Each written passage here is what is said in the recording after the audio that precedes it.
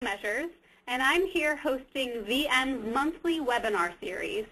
Today's webinar is titled The 2020 Content Marketing Strategy and will be presented by our very special guest, Robert Rose. Robert is the Chief Strategy Officer for the Content Marketing Institute and Senior Contributing Analyst for Digital Clarity Group. Robert helps develop content marketing and customer experience strategies for large companies, and he was recently named number 6 in the top 50 influencers in content marketing.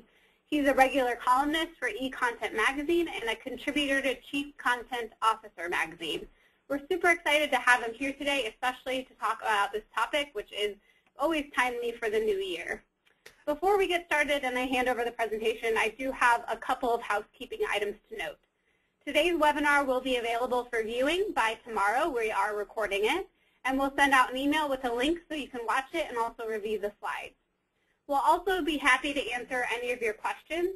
So if you'd like, you can tweet us with the hashtag VMWebinar, or you can also take a look at your webinar interface, and there is a little spot where you can send us questions there. Either way, we'll try to answer them the best we can after Robert's presentation. So I think that's all the notes that I have today, and I will go ahead and pass it off to our presenter, Robert Rose. Well, hello. How are you? And Happy New Year to everybody. This is it's great to be here. I'm as you know, Quinn. I'm a fan of Vertical Measures and have been for some time. Oh, well, good. We're a fan of you. So it's great to be here, and thank you all for joining. And what we'll talk about today over the next, let's call it 40 minutes or so as we sort of work through the afternoon here, is some of the evolution that we are seeing in content marketing. You know, it's one of those things where we're in content marketing now, we've heard of it, we know what's going on, and so what are the challenges? What's happening right now that really indicate the changes that we're seeing in marketing more broadly, and then also sort of the future. What does the future really hold for both the practice of marketing as a function in the business, but also specifically within that content marketing? And so we'll take a look at that a little bit. As Quinn noted, this is my Twitter hashtag if you're into that kind of thing and live tweeting or anything, and would love to connect with each and every one of you, of course. So I start off with a little bit of a provocative question, which is, and I'm old enough to remember, sadly, I'm old enough to remember doing 5-year marketing plans. So for some of you old gray-haired folks out there like me, you remember doing 5-year marketing plans. We can't even do 5-hour marketing plans these days. But when we start thinking about what are we looking toward when we start thinking about 2020? I mean, 2015, here we are, right? This is Back to the Future 2, and we're supposed to have our hoverboards, we're supposed to have our flying cars, Doc Brown is going to save us and all of that, and it's not here yet, right? But it's coming very, very quickly. I was just looking at the CES show this week and seeing some of the Internet of Things and some of the wild and just wacky technology that's happening now that was actually in Back to the Future 2. So we're getting closer to 2020 in the future than we might even think. So as we start thinking about the fact that we're 15 years into this whole web digital disruption, what's actually going on where we can look to the future about what we need to be looking at from not only just a marketing standpoint, but from a content standpoint? Because we're a lot closer to 2020 than we might think, right? We're closer to 2020 now than we are actually from the introduction of the iPhone. You know, how's your mobile strategy coming along? Do you have your mobile site all set up? Have you got your responsive design? Is everything working well for you there? Have you evolved into that yet? Well, we're closer than you might actually even believe. We're closer to 2020 now than we are from the first time you could have possibly tweeted. We've been tweeting now for 5 years. This is a long time. We're closer to 2020 now than we are from the creation of a Facebook page, unless you actually went to Harvard, of course. So the year 2020, this 5 years from now, is a lot closer than we actually think. Things are changing really, really fast. Things are iterating really, really fast. You know, new platforms are coming up every single day. Snapchat's here. LO is here. All of these new platforms evolve, and we're trying to evolve with them as we begin to try and optimize our marketing strategy to try and meet that. This is something that we really need to think about. So Steve Jobs was famously quoted as saying, you can't really connect the dots by looking forward. You have to look back. And so I want to take just a minute to look back. How has marketing evolved through this whole process? What can we look back? So it's generally considered that there's been 5 eras of marketing. A 6th, which is not in any of the college textbooks, because quite frankly college textbooks take forever to get updated, is called the relationship era. But the 5 eras that previously or are previous to that we'll go through, and then we'll touch on the relationship era, which is the 6th, and then I want to contend that we're actually moving into a 7th. So we go all the way back, and by the way, each era is generally considered to be about 20 or 30 years in duration. So if we go all the way back to the 1850s, it starts with the trade era. This was the first era of marketing as generally recognized in most marketing textbooks. And we go back and we wouldn't even really recognize marketing in this era. This was basically, we produced stuff, we produced more than we could consume, so we created it, we grew it, we manufactured it, we made it, and basically then we sold the surplus of that. And that's really what you saw in the trade era as the sort of function of marketing. We made it, so we're going to sell some the what we can't consume of it. I had to pick this picture from Phoenix from 1880. This is the Wholesome Bakery. I have no idea if the Wholesome Bakery is still there or not, but the Wholesome Bakery in 1880 was, you can see, they're making this stuff, they're selling this stuff, it's all right there, ready for, and this is the storefront idea, right, where you could really only consume something if you happen to be in the place where they made the thing. Then we move on to what's called the production era. So the production era, sort of from the late 1800s, really introduced with the industrialization period. So that happened in Europe a little earlier than it happened here in the States, of course, but it really became, the way we marketed was, the differentiator was because we could now mass produce things. I love this ad from basically the late 1880s for Allis-Chalmers, which is a B2B, what would be a blog post really today, but the ad copy that you see here is how the factory serves you. This was the way that we differentiated. We had the ability to produce stuff in quantity. You don't. You should buy our stuff. There's another ad here that's wonderful from this time period from Schlitz Beer, where they talk about how the factory has brown glass. Because everybody knows if your beer is manufactured in a factory that has clear glass, it'll go stale before it actually even gets into the bottle. So it was the factory, the fact that we could actually make stuff, mass produce it. That's what differentiated our strategy going forward. Then we move into the sales era. The Great Depression hits in the late 20s and in the early 30s, and really everything becomes about selling. One of the biggest here is, this is Dale Carnegie put How to Win and Influence People, which is all about how to become a better salesperson. Everything became about, what am I paying for, what am I getting, at what price. I love this ad from the Midwest 16-tube all-wave radio tube set from 1935. There are 16 different mentions of price in this particular ad. Is it $57.50? No, it's a 30-day free trial. No, it's actually save 50%. No, it's actually $27.50. All of this was about price. How do we sell things? How do we actually get things? This is when the era of the salesman, the traveling salesman, really started to come into play. Then we move to what's called the marketing department era in the 1940s to the 1960s. If you're a fan of Mad Men, this is when Don Draper got his wings. During the 1940s is when Madison Avenue really exploded onto the scene. It's when we started to look at the 4 Ps. It is when the 4 Ps were invented in the early 1960s: product, place, price, and promotion. And basically the product became the thing. How do we market the product aspirationally? Why? Because industrialization and after the war was commoditized. Everybody can produce things in mass now. Anybody can ship anything anywhere. We have to differentiate the product and make it aspirational to the consumer. So the marketing strategy became, how do we make this product aspirational so that people want it? This is really, when you think about it, Mad Men, really the entire strategy where you see them pitching, they're making that product aspirational. I love this ad from the 1950s, which was for Janssen, which would be very risque for the time, where it says, just wear a smile and a Janssen. And then we move into the 1960s and all the way up into the mid-90s, which is called the marketing company era. This is when brand really became an important thing. Company as brand promise. Maybe you started to see integrated marketing during this time. SO Oil here, which, as you can see, the Tiger in Your Tank campaign, and that thing at the bottom there, by the way, it's not what you think it is. Get your minds out of the gutter. It's actually something that people would go into gas stations, buy, purchase, and tie to the inside of their gas tank because they had a quote-unquote tiger in their tank. The Esso Tiger in Your Tank campaign was such a huge global integrated campaign that even today, Mobil Oil, which was ultimately the company that purchased Esso, has elements of that tiger still in it. It was a hugely integrated, constant brand. This is when companies really started to think about company as brand, company as process. It was the year of globalization. It's when the world became a lot flatter. Marked maybe a little too neatly in 1989, when we started to see all of the globalization, the Thomas Friedman flat earth really grow in popularity. We had the wall came down in Germany. We had democratization across Eastern Europe. We had Tiananmen Square. All of these things started to tee up this idea of a global economy, and really, at that point, a real shift in marketing. And that moved us into what is commonly now called, although again not in most of the textbooks, the relationship era.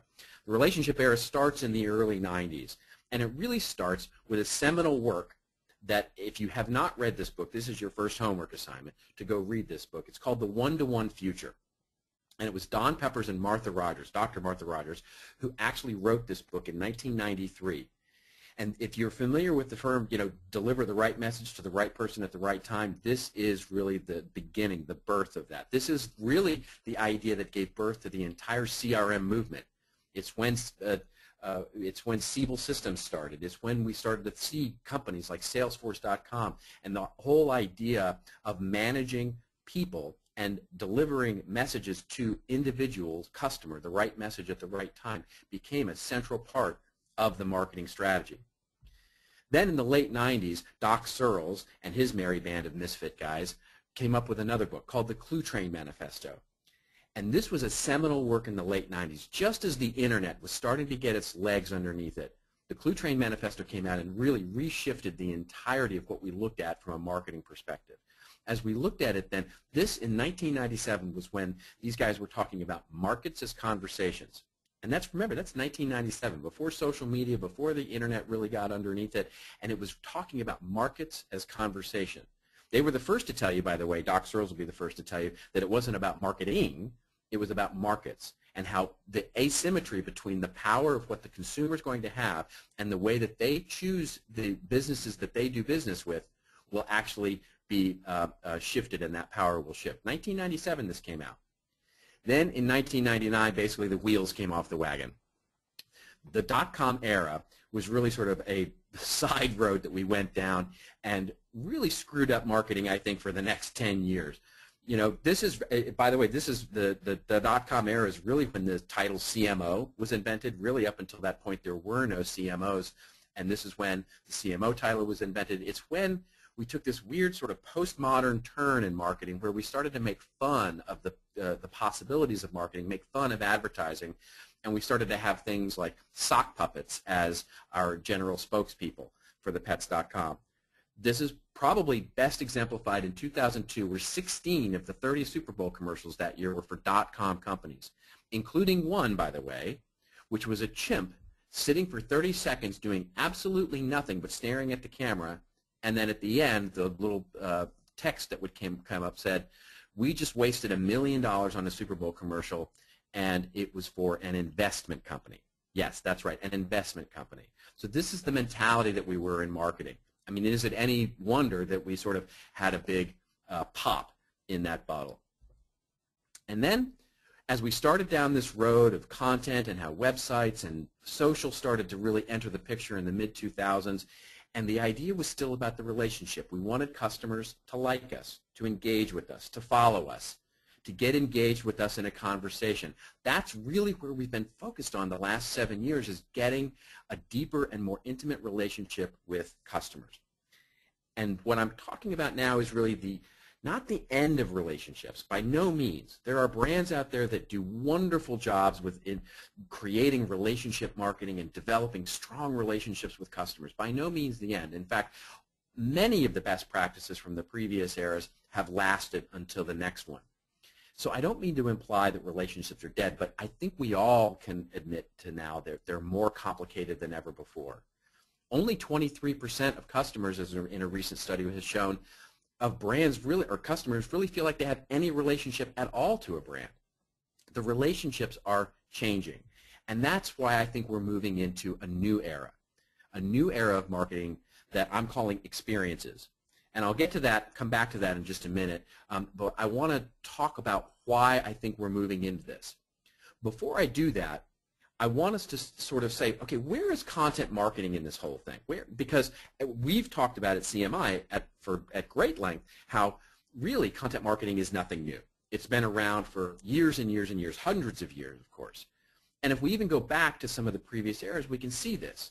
We can see that the furrow, the John Deere example that is very often called the poster child, the birth of content marketing, or whatever you want to call it there, the magazine, the farming magazine that John Deere produces to this day and has for 130x years, is a really great example of content marketing even going that far back. This is a magazine that is now still the #1 farming magazine, translated into 14 different languages, millions of subscribers. Definitely one of the main reasons that John Deere has such loyalty with their customers. It was back then. We had Sears in the 1920s creating dealing with this new technology called radio, creating an entire radio station, bringing rural audiences into the city to try out these new products that they'd probably never seen or heard before, bring them into the stores. So creating an entire radio station to educate buyers about these new products. We have soap operas, the very, very often quintessential example of content marketing back in the 30s and 40s, with technology such as radio and then, of course, television, making soap companies give them the ability to produce and sometimes just sponsor the creation of dramas on television. Then we have into the 70s and 80s, we have Lego, maybe one of the better companies that really understands content and the power of content marketing, creating their Bricks and Kicks catalog, which of course has now evolved itself into things like the movie, the Lego movie. So really understanding that. And then, of course, in the 90s and 2000s, we have companies like American Express and their open network, creating an online website and resource for small businesses. So content marketing has been throughout all of this. It is infused into everything we do as a marketer. But the real key here, as we enter 2015 and as we look toward 2020, what we need to start thinking about is how content is going to become a function in our business. Right now, content is everybody's job and nobody's job. The function doesn't exist except for in very, very few scant examples. Consumers have adapted. We, as consumers, have adapted. We grab our cell phones. 36 cents of every dollar spent in a physical store now has some sort of digital content influence. We have swiping our iPads and our iPhones. Our babies now swipe magazines wondering why the magazine is quote-unquote broken because it does. We have adapted to this digital life that we now live. But we in marketing as a process still are left in sometimes the relationship era, sometimes we're way back in the 1800s for some businesses. We have to evolve. The marketing processes have to evolve. And we shouldn't wait for the train wreck. And what I mean by that is going all the way back again to the 1850s. This is a great story. I love it. Basically, during the 1850s, railroads were expanding at the pace of what dot-coms were during the early 2000s. And the inevitable happened. An eastbound train and a westbound train ran headlong into each other.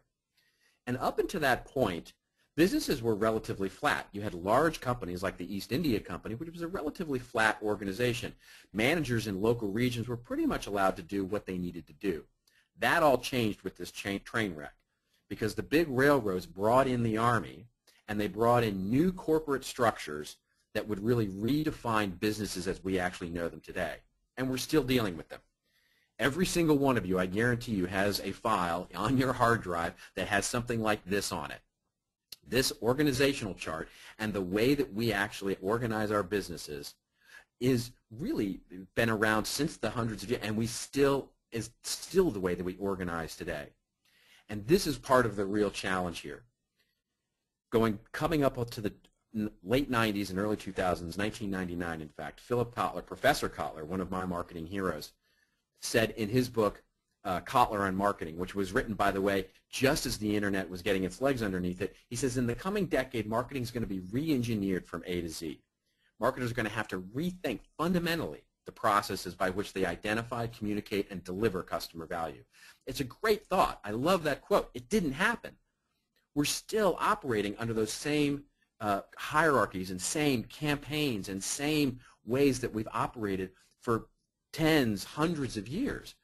We've got to evolve marketing, and content can be that evolution. Content can be that change, because business as usual just quite frankly isn't. We have moved into a new era where basically we are knowledge workers now. As marketers, we are paid to be creative. We are paid for our ability to create and to invent and to innovate. Organizations have to flatten. If we look at startup companies, if we look at the trend and what's going on in the fastest growing companies, the organizations have flattened. We've got to get beyond our titles, our functions, and really expand into the idea of creating innovation in the company. The customer relationship, as predicted by Doc Searls, has inverted. There is power now in the consumer research, which means that content is really an important piece of what we do as a business. And by the way, we've now optimized the system. As I like to say, marketers are really good at their job. I am sure you are good at your job. Every business I go into, marketers are really good at marketing. They're really good at creating efficiencies and A/B testing and creating efficient headlines and creating efficient features and benefits. We have now optimized this system. It is no longer about optimizing. We have to innovate within it. So what has changed? What has changed that I will contend that moves us into this new era? One, it's beyond relationships. Not in addition. It's not that relationships are dying. It's now beyond relationships. This is very similar to the production era moving into the marketing department era, where the commoditization is now really just in through everything, right? So if you think about even what we're seeing in CES, the Internet of Things, and 3D printing, if we've watched over the last 10 years, as professions like musician and photographer and journalist have fundamentally been disrupted, if we don't think that product design and all of the different ways that we manufacture, if we don't think that those industries won't be disrupted as well, we're kidding ourselves. These relationships and the way that we go to market with our business is changing. The loyalty now is to the approach, the experience that we can create, not to the actual product or the service. And what I mean by that is that that expectation is now changing. As I mentioned, only 23% of people feel like they have any relationship at all with a brand. And in fact, if you think about it, when we used to have a customer complaint, what did we do? We typed out a letter. I mean, we quite physically put it into a typewriter and typed it out. And then we put it into a postal envelope and we sent it on its way, and we would wait. And we would wait 6 to 8 weeks, and hopefully we would get a mail back in the postage, and we would say, oh, that's great. They're going to send me a refund check 6 to 8 weeks from now. There have been studies done now that say that we expect remediation for our customer service issues within 15 minutes. Think about it. We tweet now complaints to companies. We actually provide Yelp reviews. We actually email into the companies, and we expect immediate gratification. Consumer relationships have changed with brands, and this means that we now need to create great customer experiences. Marketing's remit has expanded. It's no longer good enough for us to just create customers. We have to create great experiences for those customers so that they will remain loyal, become evangelistic, share our stories, all those things that we hear about at the conferences that we attend. Number two is the democratization of those content and of those experiences. This is what I really call the decline of reach and frequency. We've seen audience fragmentation. We've read Mark Schaefer's post on content shock. We've seen content and the noise that's getting generated. We post pictures of our breakfast to Facebook. There's so much content and noise out there. Everybody can produce content. It's not just our competitors, but it's everybody. We now have to grab that attention. But it's not about giving up on content. What it means is that we have to get good at it. Our business has to get good at it because, quite frankly, if our business doesn't, another's will. It is the power of aggregating our own audience. We don't have to rent them any longer. We have to actually, we can build our own. The power of building that audience and monetizing that audience over time. And it's the risk as well. So it means we need to get good at content and get good at content fast. And three, it's marketing's purpose in the business. This is the one I'm perhaps maybe the most passionate about, which is really the idea of marketing creating innovation in the business. Our tendency over the last 15 years has been to look at technology platforms and the software platforms as means of expansion. In other words, what I mean by that is now it used to be that marketing in those sort of structural hierarchies, we were siloed from sales, we were siloed from the legal department, the CEO kind of knew what we did, we were off in our own little department. Well, now we're siloed even from ourselves. In big companies that I visit, there's a social team, there's a social CRM team, there's an e-business team, there's a web team, there's a content team, there's the PR team, there's the corporate communications team, there's the brand team. There's all these teams that are creating content separate and distinct for all these different experiences that are happening for the consumer, and yet they're not connected. They're not connected. So now we're siloed even from ourselves. And so instead of scaling that way, which we never will be able to scale to the exponential explosion of platforms and things that are coming, especially with the new technology that's happening, is that we need to start scaling around content. Content flow and the agility and the flexibility for that content to flow independent of the structure within marketing is the way that you scale content. It will never be by channel. We have to get good at content and flowing it within the business if we ever hope to be able to address all of the different channels we may need to address as the business. So the difference is in we have to start creating value with content.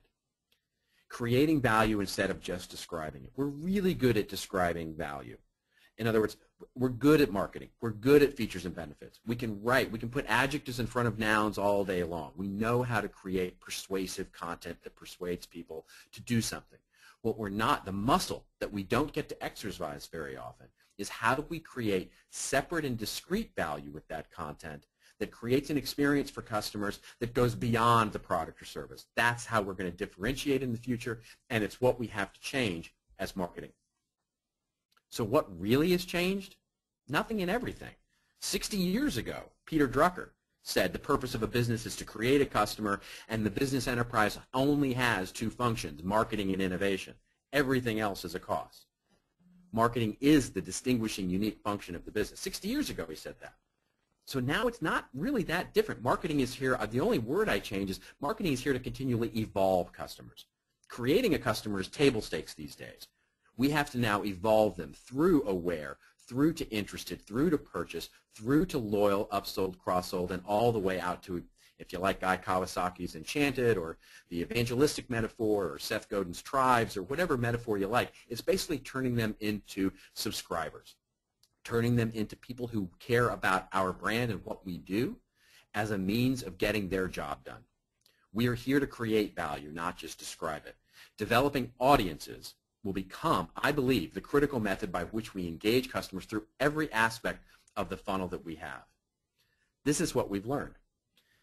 We've done now hundreds of engagements with companies of all sizes across all different walks of life, right? From B2B, big technology companies, nonprofits, government organizations, manufacturing companies, B2C, retail, all sorts of different companies. What we've learned is a few different things.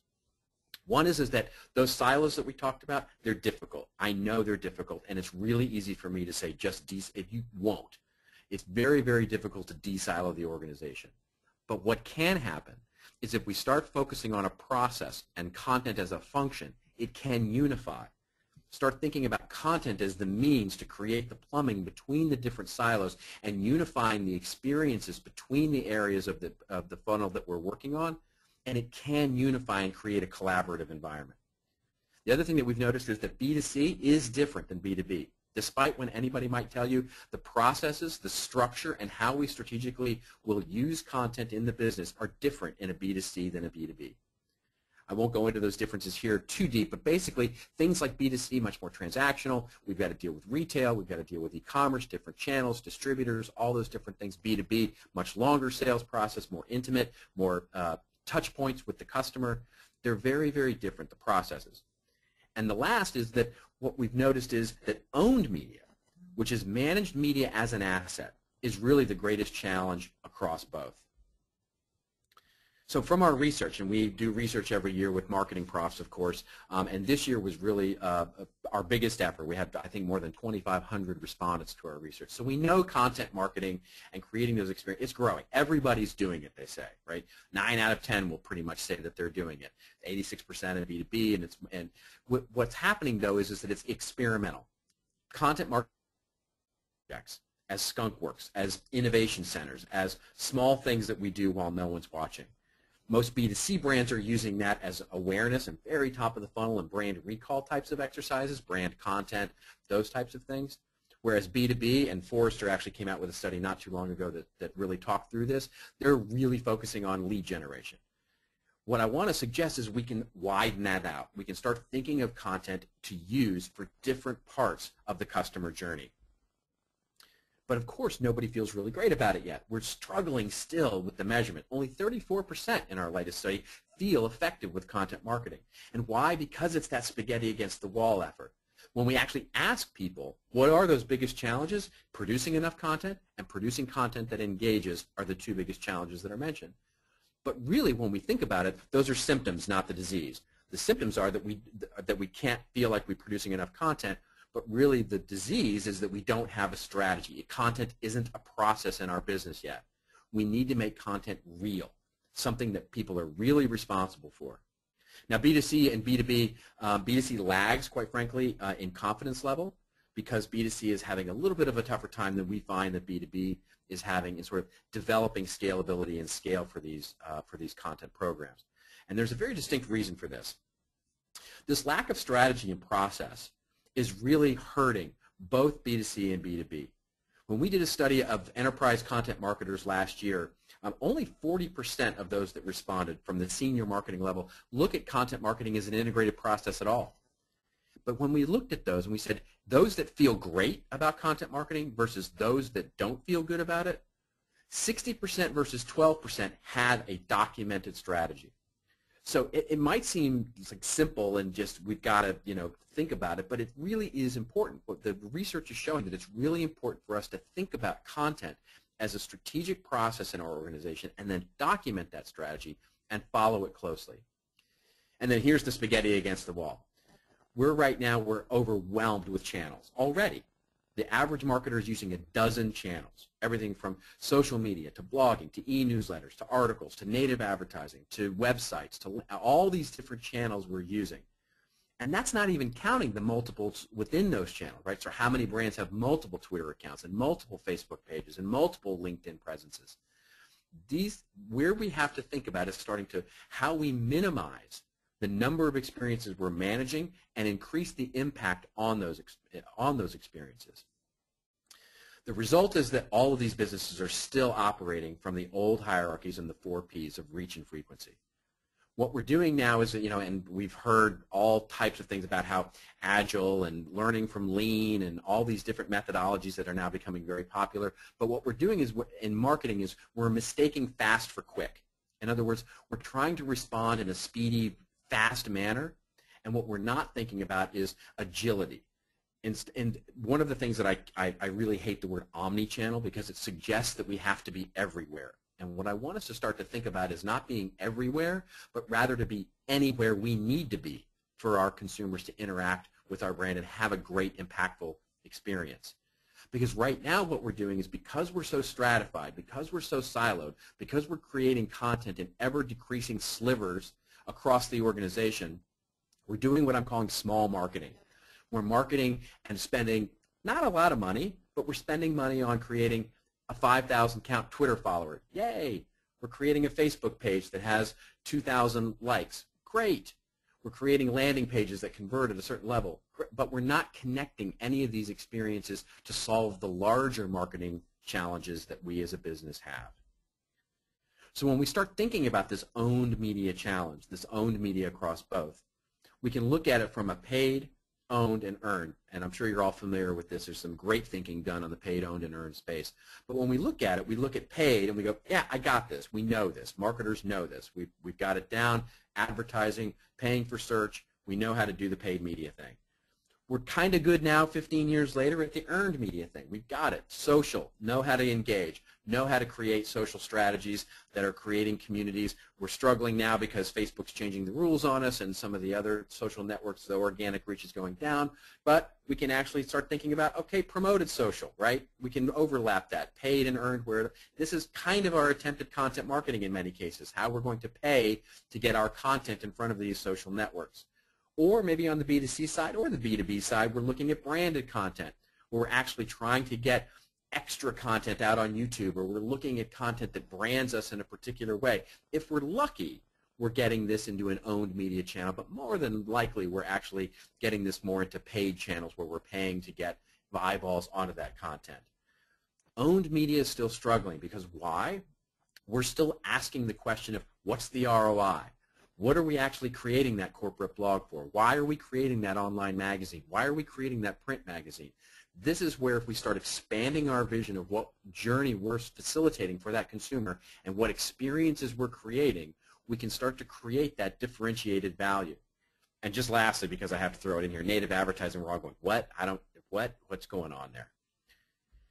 So when we think about this in just one other different way, we start thinking about, okay, what's low risk and high risk and known and unknown, right? So we start looking at paid, earned, and owned, and really it's that owned media bucket that seems like it's the highest risk and really expensive and just unknown the results are going to be. We know so we spend our time in that low risk and that known. And if we can start to switch that, if we can start to change that and make content and how we use it a more experienced,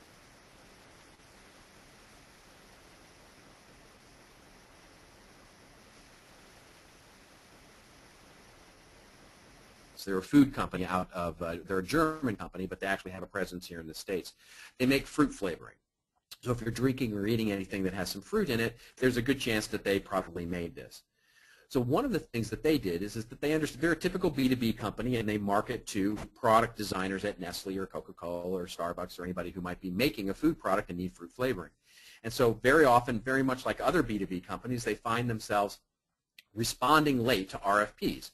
An RFP comes in that says, we need this fruit flavoring, you'll now manufacture it, and you'll give us a proof of concept, and maybe you'll win the business and maybe you won't. And they asked themselves if they could actually move up the food chain. They said, can we actually change the way that we're marketing so that we're actually not coming in late to these RFPs, so that we actually understand the trends? Because what they discovered was really they're not a manufacturing company, they're a fashion company. They can actually affect change and tastes, to forgive the pun, but they can also actually influence it as well. So what they did was they did this really neat thing. They created their own media platform, which ended up being this blog, and then created Facebook pages and other things around it, physical events around it, where they went out to 5,000 bartenders and chefs across the country, hot bartenders and chefs, Las Vegas and LA and Paris and all these different cities where these hot chefs and bartenders were, and they brought them in through a contest. But it wasn't just the contest. In other words, it wasn't just a campaign. They actually created a reason for them to join up with this and subscribe to this blog, and then started delivering them great content. And the great content was all this wonderful research. So they could deliver them exclusive content that nobody else was getting. In other words, did you check out pomegranate, or have you checked out this fruit flavor? This might be the new hottest thing. So they started delivering value to those consumers. But then the other way that they started to draw value was that they now had 5,000 bartenders and chefs who were now interested in receiving the content from them, but they could also then draw data out of. In other words, they could, what are you hearing at your bar? What are you hearing at your restaurant? What is the hottest, newest thing that you're hearing? And use that to develop intelligence about what they should be doing from a product development standpoint. So it's this two-way street that they were able to create an audience, draw value out of it. It doesn't have anything to do really with more leads or more sales, but ultimately it does because they're getting much better intelligence out of that audience. So they expanded the remit of marketing and the way that content was going to work for them to really think about what value it could draw for the business. And of course they have other programs too that are generated for building leads and nurturing sales and all. But this was a really interesting story, I thought, because it speaks to how we can use content more fully for how marketing more broadly is changing. Ultimately, what we have to understand now is that, and we've all seen it, right? We've seen the squiggly line for the buyer's journey, the circle, the shell, the funnel, whatever shape you like. We now know that the buyer's journey is complicated. B2C or B2B, it's a complicated, non-linear journey. What we have to also understand is that it's no longer guided. It's no longer guided. We just don't guide that journey anymore. What we can hope for is that we create awesome experiences at varying degrees, at varying levels of that journey that propel them into deeper experiences with our brand. That's really what we're doing. So I love this image only because it sort of indicates that at varying degrees of the funnel we have like rooms. And I like to think of this metaphor. What we're doing is we're setting the party. We're setting an experience with our content, and we're inviting people into it. And the goal really is to have them have such a great time in this room that they want to move on to the next and the next and the next. And so we're creating these awareness experiences to engage, to entertain, to inform. We're creating nurturing experiences to trust, to create differentiation. And we're creating loyalty experiences for shared values and demonstrating our value beyond the product or service once they've consumed it.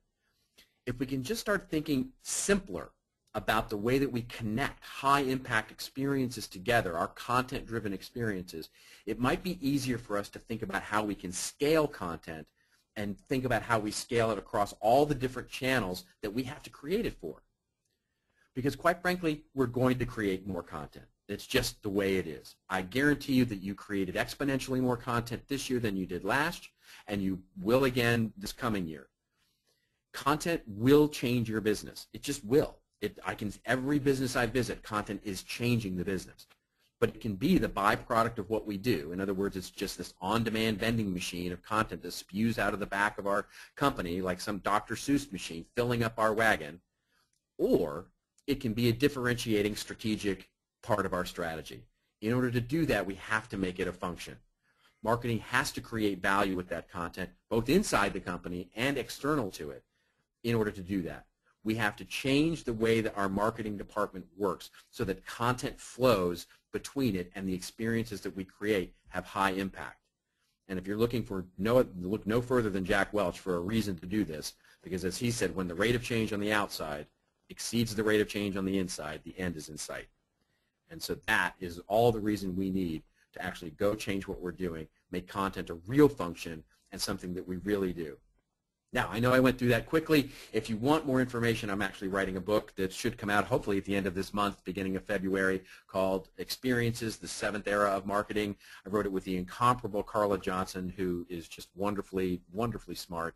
SeventhEraOfMarketing.com. You get 3 chapters, no download or, excuse me, no registration required for that. You can just download it and read it and hopefully enjoy it.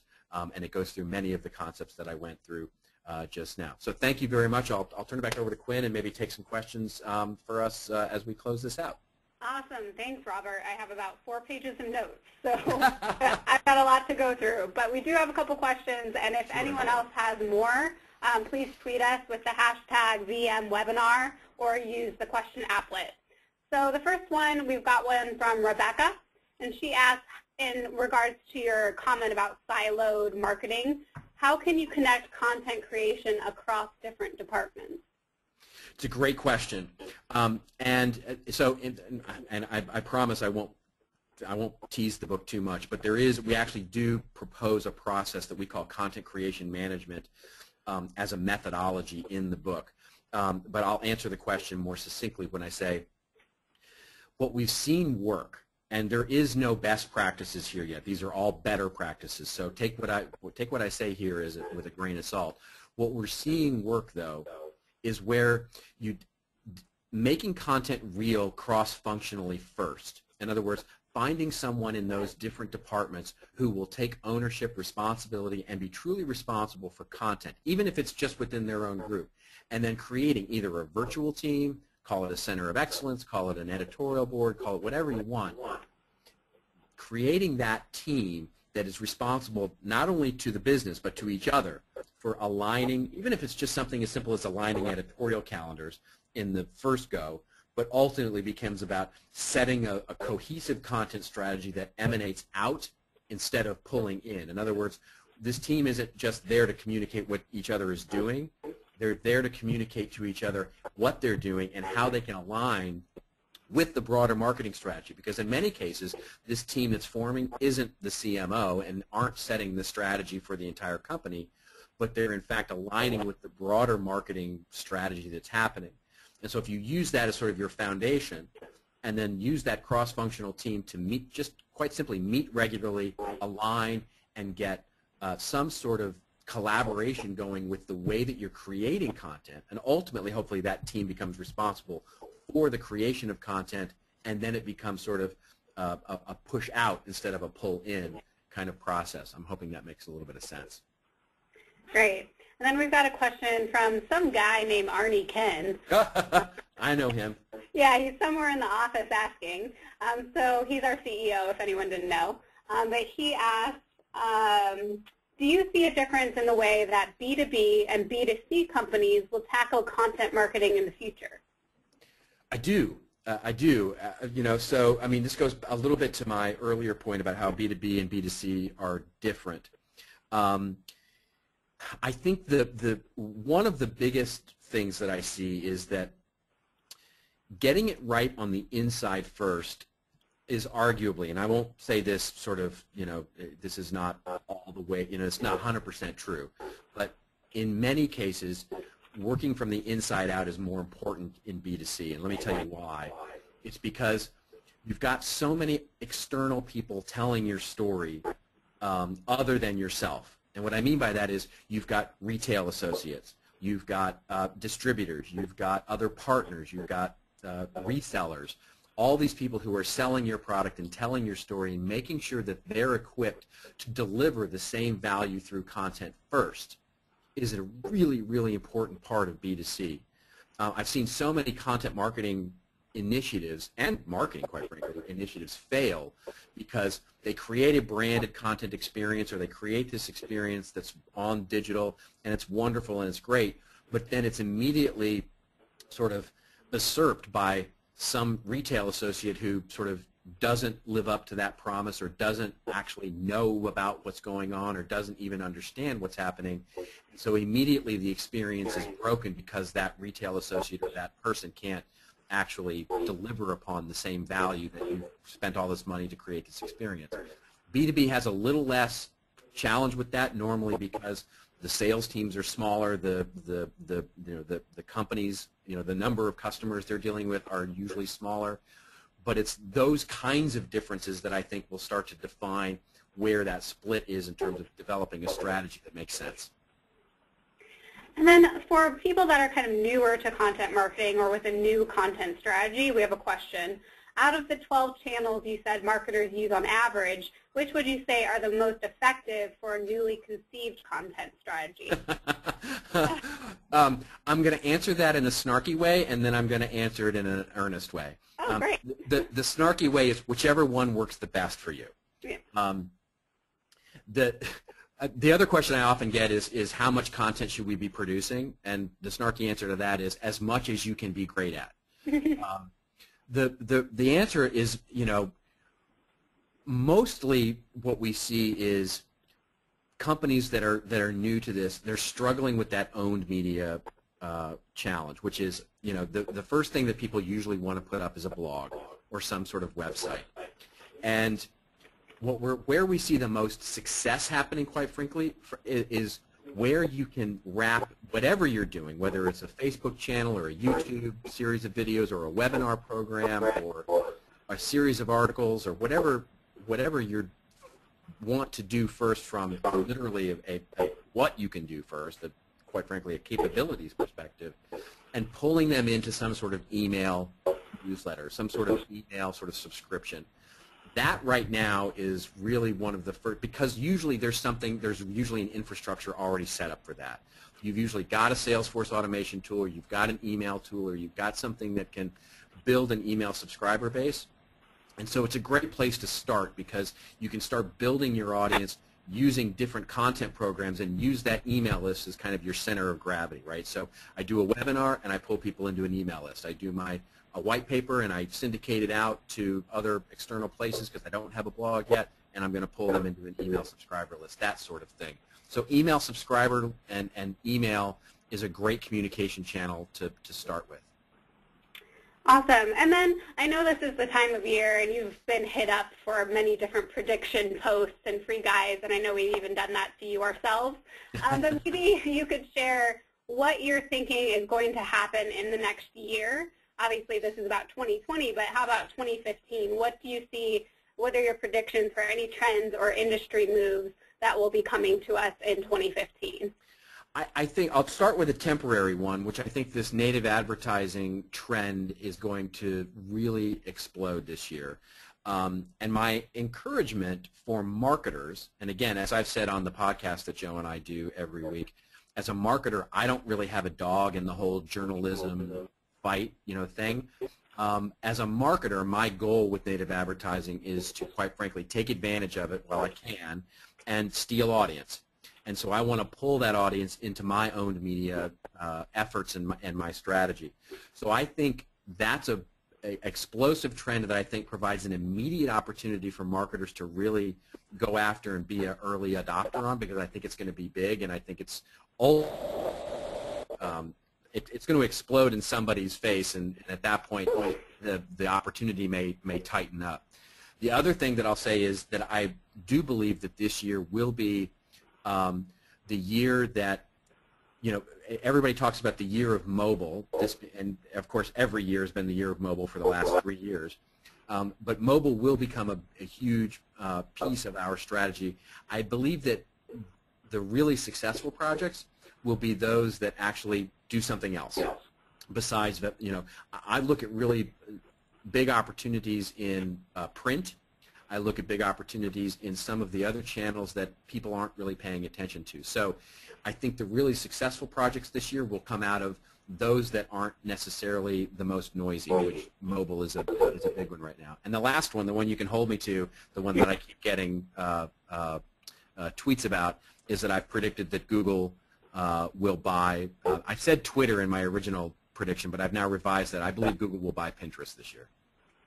Yeah, I think that's the one you've given us too, and I think that's an interesting one. So thanks for resharing. Sure. That's the one that everybody can hold my feet to the fire to and yell at me next year when it doesn't come true.